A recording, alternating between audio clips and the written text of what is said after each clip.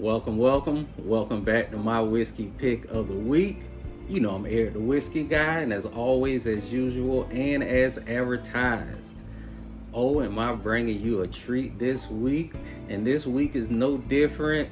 This week we're gonna dive in and try the Widow Jane's Baby Jane.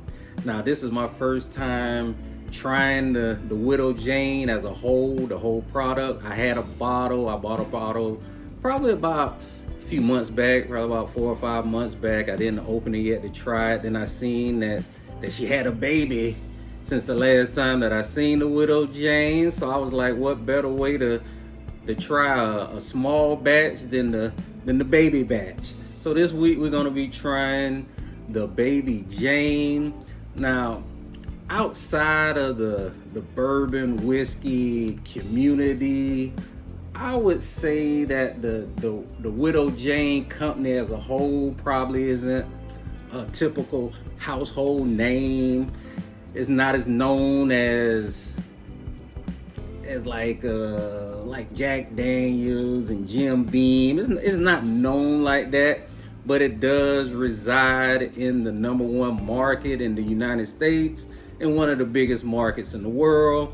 We're talking New York, Brooklyn, New York. So it kind of got some big shoes to fill. So I'm kind of excited to see how it is. Now, a little bit of history on the company. Now, it started back in around 2012. Now, a lot of sources kind of say where it's from, where it could be from, where it may be from. So I'm not really gonna go into all that because for some reason I feel like I'm gonna give you inaccurate information, no matter if I told you it came straight from their website, blah, blah, blah. So what I'm gonna do is I'm gonna give you my thoughts on what I learned about Widow Jane as a company. Now, like I said, it's from one of the biggest markets. It's up there in New York. Now, in a few other videos, I kind of touched on how when it comes to like whiskeys and bourbons, you got different type of markets for them. Like you got some bourbons that's international, that's known all around the world. Those would be your Jack Daniels and your Jim Beams. Obviously, if you go to any bar around the world, you're gonna see probably one of those bottles in there. Then you got like international, or then you got national. That's in the States, from here to the California. They gonna know about it. Then you got some that's regional, that's in the Ohio, Kentucky, Indiana area. And then you got like local distilleries or brands. Like my major local distillery will probably be St. Augustine Distillery. Now, if your bottle comes from a small town and it's not nationwide, worldwide, that's not really a big deal. But when you're in a place like New York, you kind of got a little bit more pressure than someone in Lynchburg, Tennessee.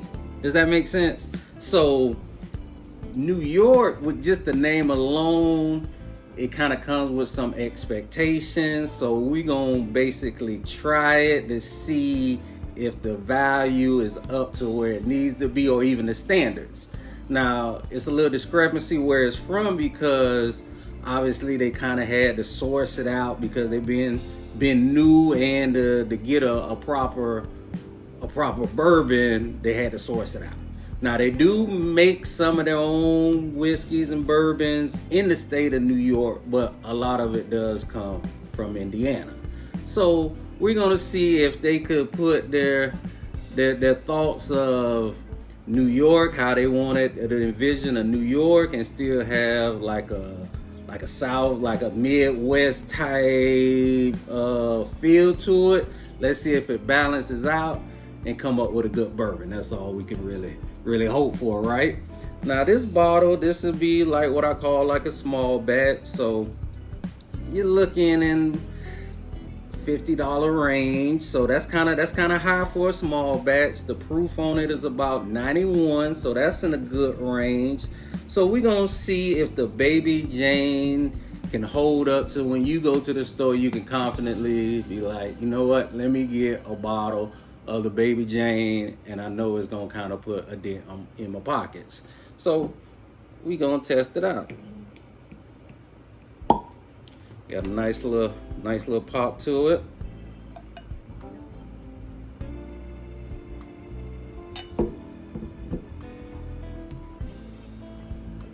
It smells good. It got a real good smell to it. That's always a plus. Got a little gas in it.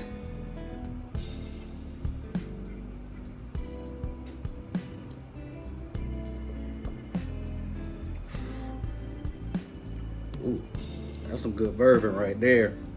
When it was going down, it kind of had like a little minty taste to it, and that's kind of different. So I like the Baby Jane.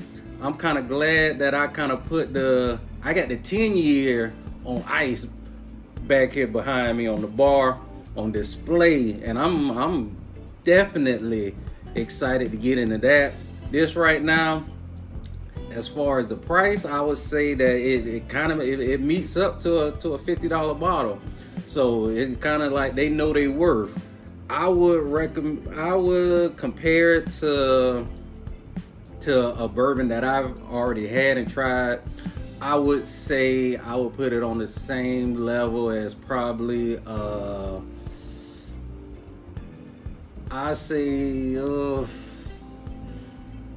Wild Turkey Rare Breed.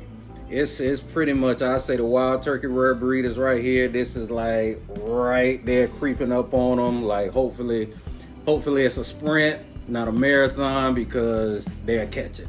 So this is I would definitely recommend this. I would give this a good solid 8.5 on the Widow Jane. The Widow Jane Baby Jane. This is a good one. I would highly recommend it. By the time I pull out the 10-year, I'm gonna do like a deep dive on the research to get exactly what I want to know about it. But right now, it's pretty much holding its own. So this is my pick of the week. We're gonna do it all again next week.